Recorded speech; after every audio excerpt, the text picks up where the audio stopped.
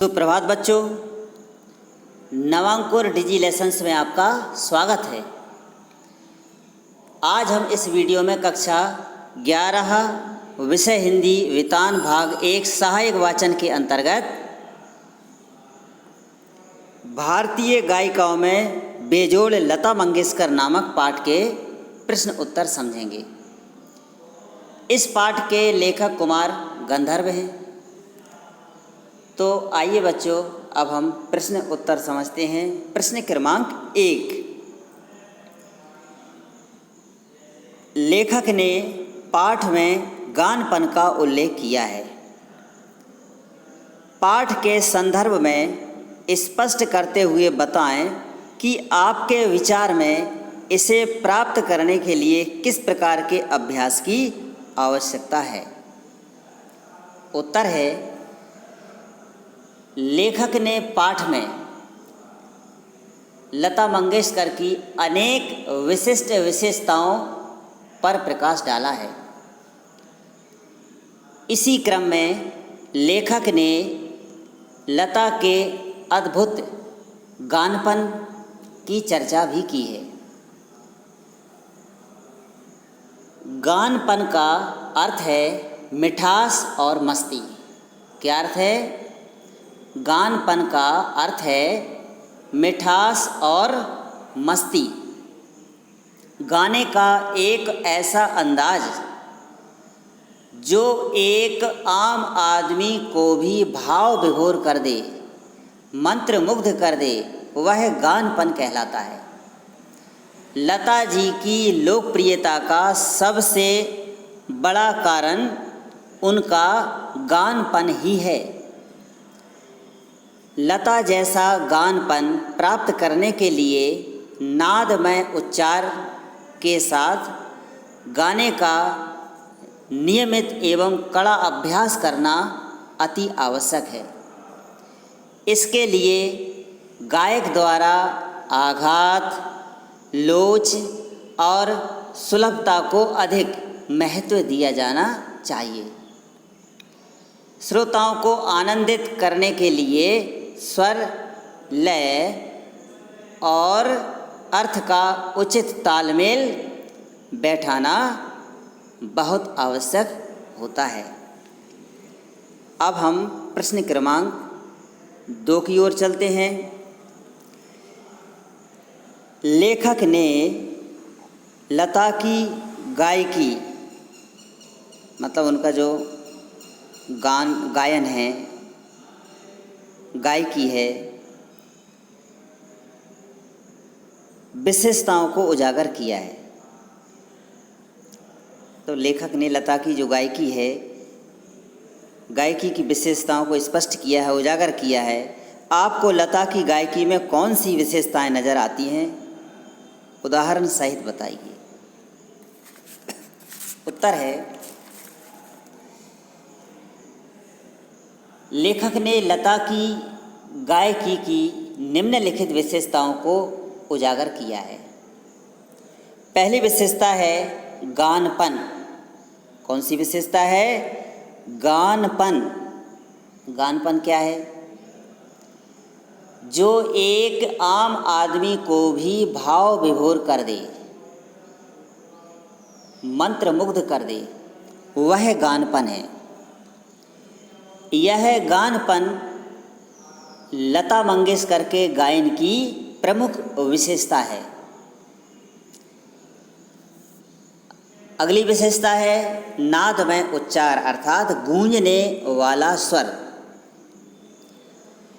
गीत के किन्हीं दो शब्दों का जो अंतर है, गीत के किन्हीं दो शब्दों का जो अंतर है, वह अंतर स्वरों के आलाप द्वारा बड़ी सुंदर रीति से भरा रहता है और ऐसा प्रतीत होता है कि वे दोनों शब्द विलीन होते होते एक दूसरे में मिल जाते हैं। यह नादमय उच्चार है। अगली विशेषता है सुरीलापन। सुरीलापन भी लता मंगेशकर के गायन की विशेषता है। फिर है स्वरों में कोमलता और मुग्धता।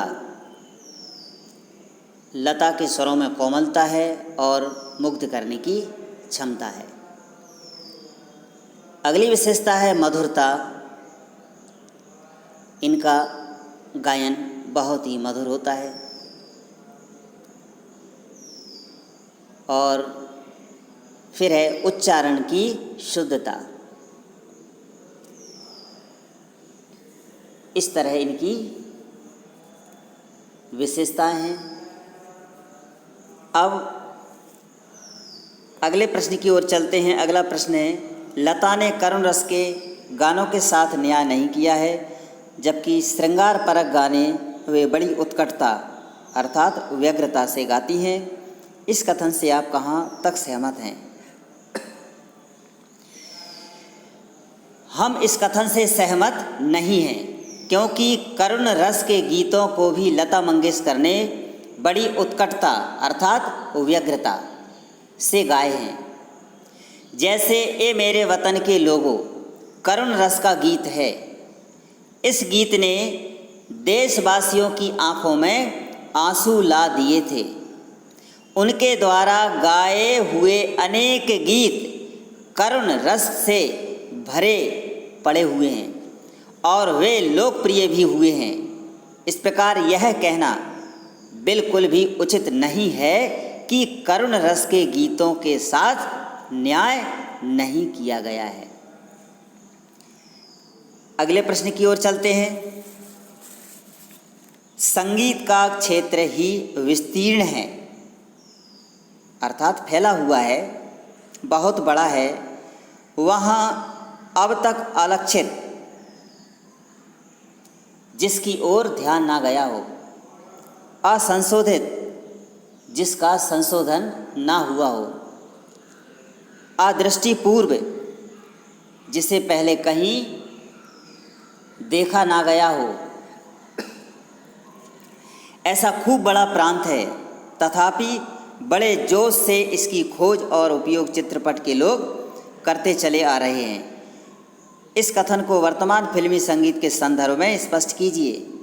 उत्तर है, संगीत का क्षेत्र बहुत व्यापक है। इसमें नव निर्माण की बहुत आवश्यकता है, बहुत गुंजाइश है। इसमें बहुत सी धुनें, बहुत से राग और स्वर अनछुए रह गए हैं। बहुत से सुधार होना अभी शेष है। इस क्षेत्र में चित्रपट संगीतज्ञ नई नई खोजें कर रहे हैं, नए नए प्रयोग कर रहे हैं। वर्तमान फिल्मी संगीत को देखें तो नई नई धुनें और नए नए स्वर सुनने को मिल रहे हैं। चित्रपट संगीत के दिग्दर्शक राजस्थानी, पंजाबी, बंगाली आदि प्रदेशों के लोक गीतों के भंडार का खूब उपयोग कर रहे हैं। वे पहाड़ी गीत, कृषि गीत, ऋतु चक्र गीत आदि का नए नए ढंग से प्रयोग कर रहे हैं। फलस्वरूप चित्रपट संगीत दिनों दिन विकसित होता जा रहा है। अगले प्रश्न की ओर चलते हैं। चित्रपट संगीत ने लोगों के कान बिगाड़ दिए हैं। अक्सर यह आरोप लगाया जा रहा है। इस संदर्भ में कुमार गंधर्व की राय और अपनी राय लिखें। उत्तर है, चित्रपट संगीत ने लोगों के कान बिगाड़ दिए हैं, ऐसा आरोप लगाया जाता है। लेखक का कहना है कि कान बिगाड़े नहीं हैं, बल्कि चित्रपट संगीत ने कान सुधार दिए हैं। आज संगीत के विभिन्न प्रकारों से लोगों का परिचय हो रहा है। सुरीलापन क्या होता है, इसकी समझ भी पैदा होती जा रही है। स्वर ज्ञान बढ़ रहा है। आजकल के नन्हे मुन्ने बच्चे भी स्वर में ही गुनगुनाते हैं। सामान्य मनुष्य में भी संगीत विषयक रुचि बढ़ने लगी है। इसलिए हम कह सकते हैं कि चित्रपट संगीत ने लोगों के कान बिगाड़े नहीं हैं बल्कि कान सुधार दिए हैं। अब अगले प्रश्न की ओर चलते हैं। अगला प्रश्न है प्रश्न क्रमांक 6। शास्त्रीय एवं चित्रपट दोनों तरह के संगीतों के महत्व का आधार क्या होना चाहिए? कुमार गंधर्व की इस संबंध में क्या राय है? स्वयं आप क्या सोचते हैं? उत्तर है, लेखक कुमार गंधर्व के अनुसार शास्त्रीय संगीत एवं चित्रपट संगीत दोनों प्रकार के संगीतों के महत्व का मूल आधार उसकी रंजकता होना चाहिए। रंजकता मतलब आनंदित करने वाला। कुमार गंधर्व की राय में वही संगीत महत्वपूर्ण एवं लोकप्रिय माना जाएगा जिसमें रंजकता का समावेश हो, जो संगीत रसिकों और सुनने वालों को अंदर तक आनंदित कर सके, उन्हें मंत्र मुग्ध कर सके, वही संगीत महत्वपूर्ण है। शास्त्रीय संगीत में यदि इस आनंद तत्व का अभाव है तो वह भी नीरस और उबाऊ ही लगेगा। अब इस पाठ के कुछ अतिरिक्त प्रश्न हैं, समझते हैं। शास्त्रीय संगीत और चित्रपट संगीत के अंतर को समझाइए। अब हम इस प्रश्न के अंतर को समझते हैं। पहला अंतर है, शास्त्रीय संगीत का स्थायी भाव गंभीरता है।